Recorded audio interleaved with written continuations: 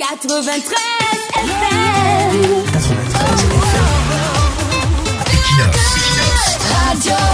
Bonjour, après avoir vécu le haut niveau de banditisme politique qu'a proposé le régime RDPC la semaine écoulée, plusieurs Camerounais qui avaient repris goût à la politique estiment aujourd'hui qu'il n'y a plus rien à espérer des élections au Cameroun.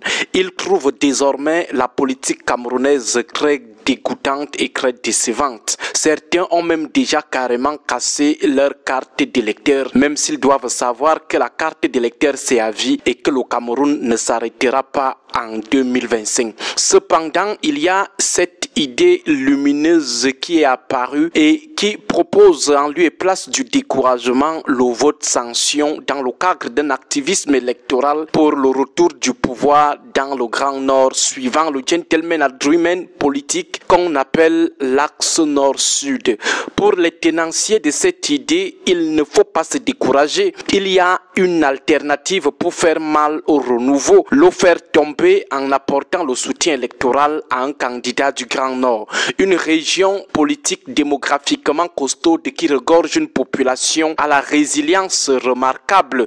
Mieux un diable du Grand Nord pour reprendre l'évêque que de laisser l'ogre de 82 continuer à régner après le 12 octobre. Au regard de ces différentes postures, on retient qu'au sein des déçus politiques suite à la forfaiture de l'ECAM du Conseil constitutionnel et du ministère de tutelle des partis, il y a deux tendances qui s'affrontent.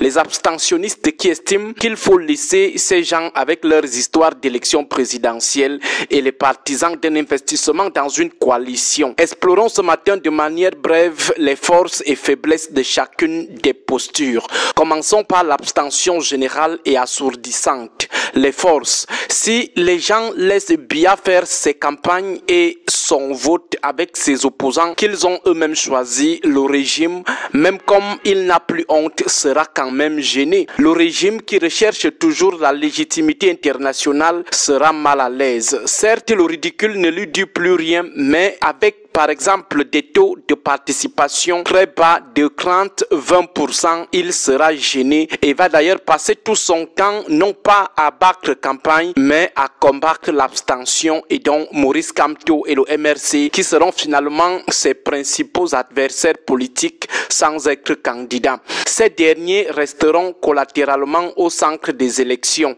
Maintenant, les faiblesses de l'abstention. Malgré l'abstention, ils seront toujours au pouvoir étant donné que le ridicule ne leur dit plus rien. Après l'abstention, au soir du 12 octobre, what next? Donc, ça sera une abstention sans impact sur l'éternisation au pouvoir. Ils diront Biakat Bonala Djomtekbo. En plus, certains chez les sympathisants du MRC qui n'ont pas toujours digéré le boycott de 2020 confondront abstention et boycott. Du coup, ils se demanderont si leur vie c'est seulement le boycott. En plus, certains penseront que le professeur Maurice Kamto est politiquement égoïste. Si ce n'est pas lui, il reste tranquille. Bref, beaucoup n'auront pas le bon discernement pour comprendre qu'il est question de ne pas légitimer l'imposture, comme l'a dit récemment Maître Yondo Black. Explorons maintenant la coalition, par exemple, avec un diable du Nord. Diable entre guillemets, on reprend juste les termes de l'évêque de Yagua. Les forces de la coalition. D'abord, le Nord qui est obsédé par le retour d'un fils du Grand Nord aux affaires a naturellement un potentiel électoral important et l'ancrage du vote communautaire est assez prononcé dans cette zone. Maintenant, avec l'alliance avec des forces politiques du Grand Sud, à coup sûr, avec ça, le RDPC a déjà perdu d'office les élections. Avec une telle coalition, même si le Conseil constitutionnel prononce toujours le nom de Paul Biya, il y aura un répondant plus important que celui de 2018. Il n'y aura plus de prétexte pour dire que c'est tel parti qui veut à tout prix le pouvoir ou alors c'est telle ethnie qui veut à tout prix prendre le pouvoir. Ça sera une affaire de plusieurs partis, une affaire du Grand Nord et du Grand Sud, donc de tout le Cameroun. On verra alors comment le Moulinex va encore fonctionner.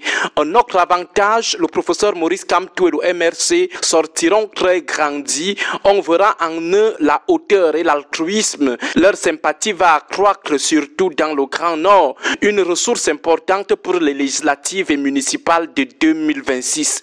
Maintenant, parlons des faiblesses de la coalition. Si après Biya est toujours au pouvoir, on aura légitimé une imposture programmée. Biya va lui boire du petit lait avec le taux élevé de participation. Ils parleront d'une élection courue. Aussi, il n'y a aucune garantie que c'est lui qu'on soutiendra parmi ces hommes politiques qui ont, pendant des décennies, témoigner leur loyauté sans réserve à Biya, ne vont pas après trahir, décevoir. Du genre, avant même la publication des résultats officiels, au soir du 12, ils seront les premiers à dire qu'ils acceptent les résultats malgré la forfaiture. On tournera ainsi les alliés en bourrique. Finalement, la position de Kamto et de ses alliés de l'APC devient très difficile. Quel que soit le choix qu'ils feront, il y aura toujours un pourcentage très élevé de mécontentement. Il est lui-même dans le no make error. Ce d'autant plus que depuis qu'il se bat depuis des mois, aucun des 12 n'est venu coaliser avec lui pour porter ses combats. Mais curieusement, il a aujourd'hui toute la pression du monde au point où certains risquent de parler d'égoïsme ou d'ingratitude. Mais une petite exception, parmi les 12 candidats, on a quand même vu Issa Chiroma Bakari au Conseil constitutionnel aux côtés de Kamto. De toutes les façons, avant de se prononcer, il devra d'abord faire accepter le choix à la base, même si en politique, parfois on ne gère pas le candidaton. Mais ce qui serait déjà urgent, c'est de prendre tout le temps nécessaire avant de se prononcer. Bonne journée à vous tous. 93 FM. 93 FM. Equinox. Radio.